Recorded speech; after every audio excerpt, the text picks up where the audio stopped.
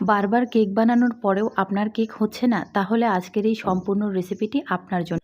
কথা দিচ্ছি, এই রেসিপি সম্পূর্ণ ফলো করে আপনি যদি কেক বানান, আপনিও বানিয়ে নিতে পারবেন ঝটপটভাবে দুর্দান্ত স্বাদের এই কেকের রেসিপি, নো ফেল।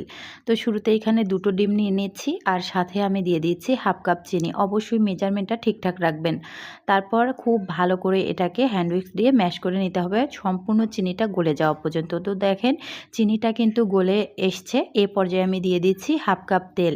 মেজারমেন্টটা আবারও বলছি ঠিকঠাক রাখবেন, তাহলে কিন্তু কেকটা পারফেক্ট হবে। তো হাফ কাপ চিনির জন্য আমি কিন্তু এখানে হাফ কাপ তেলে দিয়েছি। তো তেলটা দেওয়ার পর আবারও খুব ভালো করে মিক্সড করে নিয়েছি। তারপর আমি এখানে দিচ্ছি হাফ টেবিল চামচ ভ্যানিলা এসেন্স। এটার পরিবর্তে আপনারা 1 চিট লেবুর রস এবং লেবুর খোসাটা গ্রেট করে দিতে পারেন।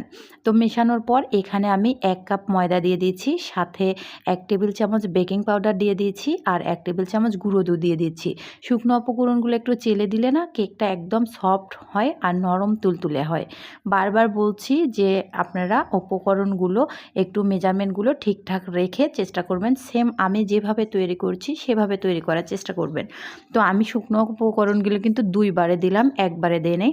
তারপর এভাবে আলতো করে মিশিয়ে নিচ্ছি।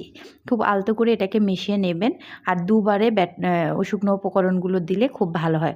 তারপর ব্যাটারটা আমার কাছে মনে হচ্ছিল একটু ভারী, তখন আমি এখানে গুঁড়ো দুধ একটু পানি দিয়ে লিকুইড দুধের মতো করে দিয়ে দিচ্ছি। আপনারা চাইলে সরাসরি লিকুইড দুধটাও অ্যাড করতে পারেন। একটু করে দুধ দিয়ে আবারও আলতো করে করে এটাকে আমি মিক্সড করে নিচ্ছি ব্যাটারটাকে দুধের সাথে। তো সরাসরি একবারে দিব না, একটু একটু করেই দিচ্ছি। ব্যাটারের ঘনত্বটা ঠিক কী রকম হবে সেটা কিন্তু আপনারা স্ক্রিনে দেখে অবশ্যই অনুভব করতে পেরেছেন। তো ব্যাটারের ঘনত্বটা ঠিকঠাক এরকম রাখবেন। খুব বেশি শক্ত টাইপের ব্যাটার হলে কিন্তু কেকটা খুব ভালোভাবে ফুলবে না এবং ভিতর থেকে সফট হবে না। তো যাই হোক, যে পাত্রে আমি কেকটাকে বসাবো সেখানে একটু তেল ম্যাশ করে নিচ্ছি, তাতে করে না যখন কেকটা উঠাবেন দ্রুত উঠে আসবে। একটা কাগজ দিয়ে দিচ্ছি, কাগজের উপরেও একটু তেলটা ম্যাশ করে নিচ্ছি। এখন আমি ব্যাটারটা উপর থেকে ঢেলে দেবো, একদম উপর থেকে, তাতে করে না কোনো বাবল থাকবে না। একদম উপর থেকে ঢেলে দেওয়ার চেষ্টা করবেন, তাতে করে কিন্তু ভালো হয়। আমি আবারও বলছি যে মেজারমেন্টগুলো আমি ঠিকঠাকভাবে দিয়ে দিলাম, ঠিক এইভাবেই ফলো করে একবার বানিয়ে দেখবেন। আপনি যতই নতুন হন না কেন আপনার কেক হবে পারফেক্ট। তো তারপর এখানে আমি চুলায় কিছুটা বালি দিয়েছি, বালিটা অবশ্যই দিবেন। বালিটা দেওয়ার পর একদম হাই হিটে 5 মিনিট চুলার আঁচ রাখবেন, তারপর স্ট্যান্ডটা দিবেন। তারপর আবারও 5 মিনিট হাই হিটে রাখবেন, অর্থাৎ 10 মিনিটের মতো হাই হিটে আপনি রাখবেন। আর শুকনা বালি হলে না 5 মিনিটের মতো রাখলেই চলবে। তারপর কেকের যে ব্যাটারটা একটু ঝাঁকি দিয়ে নিলাম। তারপর আমি এখানে চুলার উপর দেওয়ার পর একটু 2 মিনিটের মতো হাই হিটে রেখে তারপর আমি ঢাকনা দিয়ে ঢেকে রেখেছিলাম 25 মিনিটের জন্য, একদম মিডিয়াম লো আঁচে। অবশ্যই মিডিয়াম লো আঁচে রাখবেন।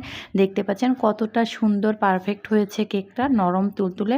আর মাশাআল্লাহ, যারা বলেন না কালার হয় না, তারা কিন্তু অবশ্যই চুলার উপরে এভাবে মিডিয়াম লো আঁচে রেখে দিলেই কালারটা আসবে। তারপরেও যদি না আসে তো আপনি কেকটা সরাসরি না খুলে চুলার উপরেই চুলা বন্ধ করে 20-25 মিনিটের মতো রেখে দিবেন, ইনশাআল্লাহ কালারটা চলে আসবে। তো এই কেকটা কিন্তু আপনার পরিবারের সবাই পছন্দ করবে, আপনার নিজের কাছেও ভালো লাগবে।